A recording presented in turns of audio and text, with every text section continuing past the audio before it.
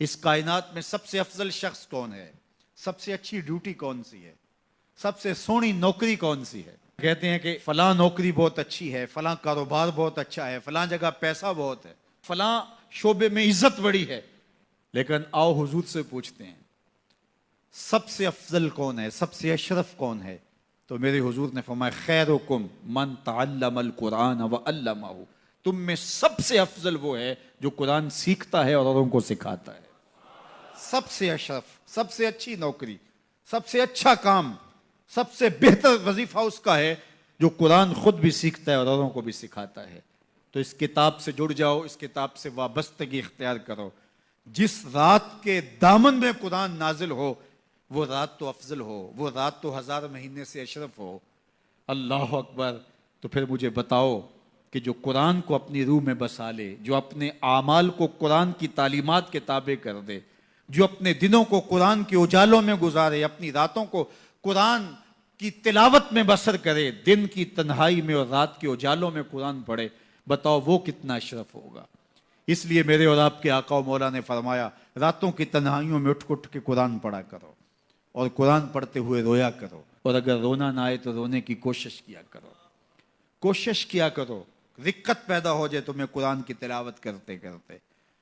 حضرت داتا گنج بخش علی حجویری علیہ رحمہ سے ایک مرید نے کہا حضرت اگر رونے کی کوشش کریں پھر بھی رونا نہ آئے، فرمایا پھر اپنے مقدر پہ رویا کرو. تم اتنے سنگ دل ہو گئے ہو کہ تمہاری آنکھیں آنسوں کا خراج نہیں دیتی ہیں. تو اس کتاب کے ساتھ جڑ جاؤ، تعلق کو مضبوط کر لو، اور اس کتاب سے وابستگی تمہیں دنیا آخرت کی بہتری کی ضمانت فراہم کرے گی. اور یہ کتاب زندہ ہے، اس کا پیغام کبھی فرسودہ نہیں ہوا، اس کا پیغام کبھی پرانا نہیں ہوا. ہر دور کے تقاضوں سے یہ کتاب ہم آہنگ ہے، اور یہ کتاب ہر شخص کی ضرورت کی کفالت کرتی ہے. اور پھر اللہ نے اس کو اتنا آسان کیا ہے، اتنا جامع بنایا ہے کہ ہر طبقہ زندگی کے شخص کے لیے قرآن کافی ہے، ہر شخص کی ضرورت کا کفیل ہے. اس کو ایک عام شخص پڑھے تو اس کو بھی نور ملتا ہے، ایک نکتہ بین شخص اس قرآن کا مطالعہ کرے تو اس کو بھی روشنی ملتی ہے، ایک فلسفی پڑھے تو محروم وہ بھی نہیں ہوتا. جو بھی اس قرآن سے پڑھے، دیکھیے کچھ کتابیں ایسی ہوتی ہیں وہ بچوں والی ہوتی ہیں، جو پڑھے لکھے لوگ ہیں ان کی کوئی دلچسپی وہاں نہیں ہوتا، الف انار اور بے بکری میں انہیں کوئی دلچسپی نہیں ہوتی. اور جو بڑی کتابیں ہیں بچوں کی سمجھ سے ورا ہوتی ہیں. لیکن یہ واحد قرآن ہے، جس طبقے کا شخص بھی پڑھے، ان پڑھ پڑھے تو اس کو بھی نور ملتا ہے. میں دیکھتا ہوں تلاوت چل رہی ہوتی ہے اور تلاوت عربی میں ہے، اور بندہ عربی جانتا نہیں ہے وہ بھی جھوم رہا ہوتا ہے، اس کو بھی حظ مل رہا ہوتا ہے. یہ کتاب ہر طبقہ زندگی کو روشنی دیتی ہے. یہ قیامت تک آنے والی انسانیت کے لیے رشد و ہدایت کا صحیفہ ہے. اس کتاب سے جڑ جانے سے بلندیاں نصیب ہوتی ہیں. جس رات کو یہ کتاب اترے وہ رات تو لیلۃ القدر کہلائے.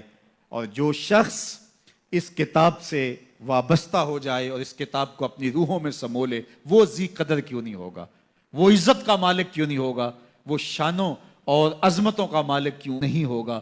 تو آئیے میں اور آپ اس رات کی ان خوبصورت پہنائیوں کے اندر اور ان حسین لمحوں کے اندر کتاب اللہ کے ساتھ جڑنے کا عزم کر کے اللہ کے حضور دعا کے لیے ہاتھ پھیلائیں کہ اے اللہ ہمیں اس کتاب کے ساتھ جوڑ دے. یہ کتاب زندگی بخش ہے، اللہ پوری امت کو اس کتاب کے ساتھ جوڑ دے. اقبال کہتے ہیں فاش می گوئم آنکھ در دل مزمرست، این کتاب نیز چیزیں دیگرست.